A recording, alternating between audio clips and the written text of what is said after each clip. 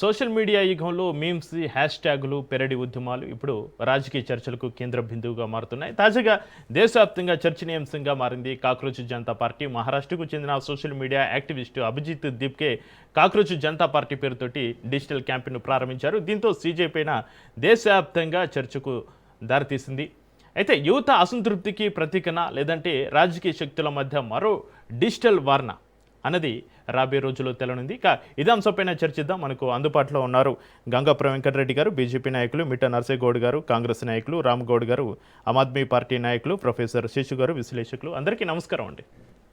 నమస్తే. నమస్తే శేషు గారు, ముందుగా మీరు చెప్పండి, కాక్రోచ్ జనతా పార్టీ దేశ రాజధాని ఢిల్లీ వేదికగా తొలి మహాధరణ చేసింది, మీరు చూసే ఉంటారు. అయితే జంతర్ మంతర్ కేంద్రంగా మహోద్యమానికి తొలి అడుగు పడింది. కేంద్ర విద్యాశాఖ మంత్రి ధర్మేంద్ర ప్రధాన్ రాజీనామా కోరుతూ కాక్రోచ్ జనతా పార్టీ నిరసన కార్యక్రమం చేపట్టింది. ఈరోజు కేవలం మీమ్స్, రీల్స్ చేసుకునే జంజీ యువత రాజకీయంగా రోడ్లపైకి రావడం దేశ ప్రజాస్వామ్యానికి ఎలాంటి సంకేతం ఇస్తుంది? దీన్ని ఏ విధంగా చూస్తారు? శేషు గారు, మీరేం చెప్తారు? చక్రి, అందరికీ నమస్కారం. ఒక మనం సమాజం నేర్పినటువంటి ఒక ఎక్స్పీరియన్స్ ఏంటంటే, మనం వ్యవస్థలను కాపాడితే ఆ వ్యవస్థ దేశాన్ని కాపాడుతుంది, దేశం ప్రజలను కాపాడుతుంది. అట్లా వ్యవస్థలు గనక ఒక దేశంలో నిర్వీర్యమైపోతే ఆ దేశం చాలా ఇబ్బందుల్లోకరమైన పరిస్థితులకు వెళ్ళిపోతుంది. ముఖ్యంగా దేశంలో ఉన్నటువంటి విద్యా వ్యవస్థ, న్యాయ వ్యవస్థ, ఆరోగ్య వ్యవస్థ, ఇలాంటి వ్యవస్థలు, ఎన్నికల వ్యవస్థ, ఇట్లాంటివన్నీ పకడ్బందీగా సమర్థవంతంగా పనిచేయాల్సినటువంటి అవసరం ఉంటుంది, ముఖ్యంగా ప్రజాస్వామిక దేశాల్లో. అయితే సౌత్ ఆఫ్రికాలో కేప్ టౌన్ యూనివర్సిటీ ఎంట్రన్స్లో ఒక మాట రాసి ఉంటుంది గోడ పైన. ఏముంటుందనంటే, ఒక దేశాన్ని నాశనం చేయాలంటే ఆ దేశం పైన అణ్వాయుధాలు కానీ క్షిపణులు కానీ ప్రయోగించాల్సిన అవసరం లేదు. ఆ దేశంలో ఉన్న విద్యా వ్యవస్థని నిర్వీర్యం చేస్తే ఆటోమేటిక్గా ఆ దేశమే నాశనం అయిపోతుంది అని ఉంటుంది.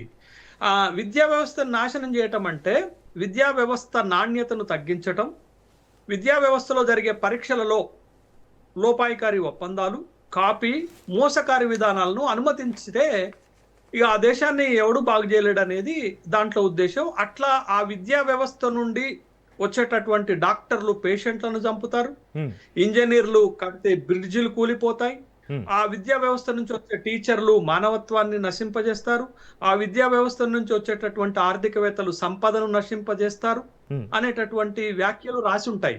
బట్ ఇవాళ ఈ కాక్రోచెస్ జనతా పార్టీ వాళ్ళు కూడా ఏమడుగుతున్నారు?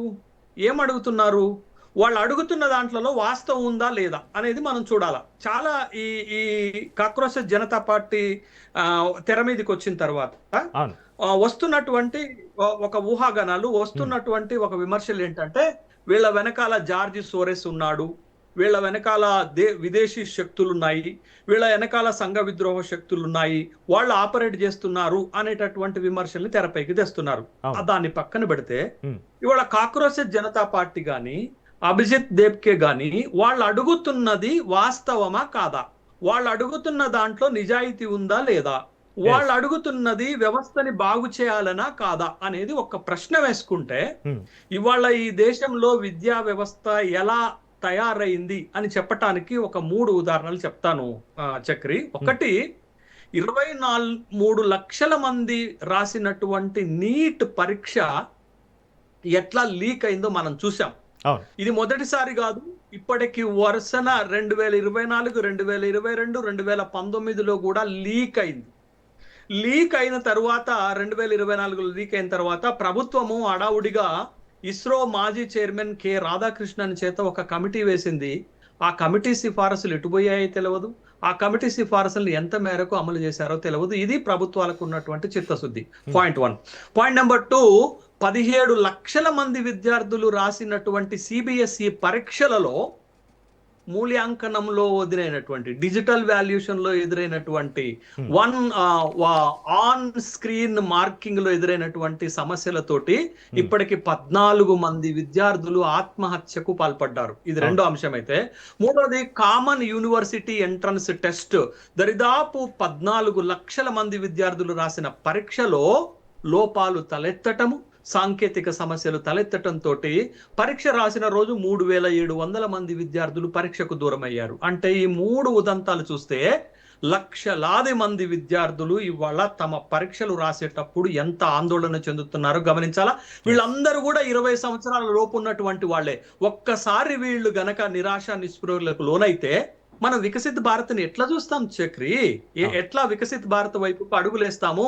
ఇట్లాంటి వాళ్ళని పిల్లలు ఆందోళనకు గురయ్యి 14 మంది, ఒక ఆకాంక్ష అనేటటువంటి అమ్మాయి రీసెంట్ గా ఆత్మహత్య చేసుకుంది. నేను మరొకసారి ఈ పరీక్ష రాయలేను. ఎందుకంటే నీట్ పరీక్షకి పిల్లలు ఎప్పటి నుంచి ప్రిపరేషన్ స్టార్ట్ చేస్తారు చక్రి? 8వ తరగతి, 9వ తరగతి, 10వ తరగతి, 11వ తరగతి, 12వ తరగతి. 5 సంవత్సరాల తర్వాత వాళ్ళు పరీక్ష రాస్తారు. రాకపోతే ఇంకొక సంవత్సరం చదవాలా, రాకపోతే ఇంకొక సంవత్సరం చదవాలా. అంటే ఒక ఆపర్చునిటీ కోసము ఆ పిల్లవాడు 7 సంవత్సరాలు ఎదురు చూస్తే వాడికి ఒక అవకాశం దొరుకుతుంది. మరి 7 సంవత్సరాల తర్వాత కూడా వాడికి ఇట్లా పరీక్షలలో లోపాలు ఎదురైతే, పరీక్షలు రద్దయితే వాడు ఆత్మహత్య చేసుకొని ఆత్మహత్యలు చేసుకోవాల్సిన పరిస్థితి. ఇవాళ కాక్రోశ జనతా పార్టీకి సంబంధించినటువంటి వాళ్ళు చేస్తున్న డిమాండ్ ఏంటనంటే, ఈ ప్రభుత్వము పరీక్షలు నిర్వహించటంలో, ముఖ్యంగా విద్యాశాఖ మంత్రి పరీక్షలు నిర్వహించడంలో వైఫల్యం చెందారు కాబట్టి దానికి బాధ్యత తీసుకొని మీరు రాజీనామా చేయండి అంటున్నారు. రాజీనామాతోటి సమస్య పరిష్కారం కాదు, కానీ ఒక బాధ్యత,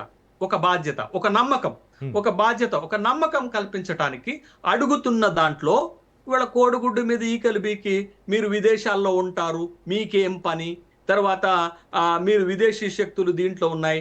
జార్జ్ సోరెస్ అనేవాడు అప్పుడు రైతు ఉద్యమాన్ని ఎగదోశాడు, ఇప్పుడు వీళ్ళని ఎగదోస్తున్నాడంటే, నేను ఇవాళ చూశాను చక్రి, జంతర్ మంతర్ దగ్గర వాళ్ళంతటికి వాళ్లే వేలాది మంది యువత వచ్చి వ్యతిరేకంగా ఇవాళ విద్యా వ్యవస్థను బాగు చేయాలని వాళ్ళ ఆందోళన వెలుబుచ్చినటువంటి క్రమంలో ఇవాళ అక్కడికి వచ్చిన వాళ్ళందరూ కూడా ఒక జంజీ యువత, తర్వాత ఈ దేశంలో మేధావులు, ఈ దేశం బాగుపడాలని కాయుషు కోరిక ఉన్నటువంటి వ్యక్తులు వచ్చారు. నేను అబ్జర్వ్ చేసింది ఏంటంటే ఇవాళ బంగ్లాదేశ్ ఉద్యమంలో ఫ్రంట్ లైన్ లో నిలబడింది యువత, నేపాల్ ఉద్యమంలో ఫ్రంట్ లైన్ లో నిలబడింది యువత, ఇవాళ ఉద్యమంలో కూడా ఫ్రంట్ లైన్ లో నిలబడినటువంటి యంగ్స్టర్స్, అత్యున్నతమైనటువంటి చదువులు చదువుకున్నటువంటి ఒక యంగ్స్టర్స్ ఈ దేశంలో ఒక విద్యా వ్యవస్థ బాగుపడాలని కోరుకుంటున్నటువంటి వాళ్ళు ఇవాళ ధర్నాకు వచ్చారు. వాళ్ళు చేసిన డిమాండ్ సహేతుకమా కాదా ప్రభుత్వం చెప్పాలా, వాళ్ళు చేసినటువంటి డిమాండ్ సహేతుకమా కాదా ఈ దేశంలో ఉన్నటువంటి ప్రజలు చెప్పాలా. వాళ్ళ వెనకాల ఎవరున్నారు, వాళ్ళ వెస్టెడ్ ఇంట్రెస్ట్లు ఏంటనేది తర్వాత నిగ్గుదేలుతుంది. కానీ ఈ దేశంలో ఎదురవుతున్నటువంటి సమస్యలను ఎవరో ఒకళ్ళు ఎప్పుడో ఒకప్పుడు ప్రశ్నించాల్సినటువంటి అవసరం ఉంది. ఆ ప్రశ్న మొదలైంది. ఆ ప్రశ్న కాక్రోశ జనతా పార్టీ నుంచి ప్రారంభం అవటం నేనైతే ఆహ్వానిస్తున్నాను.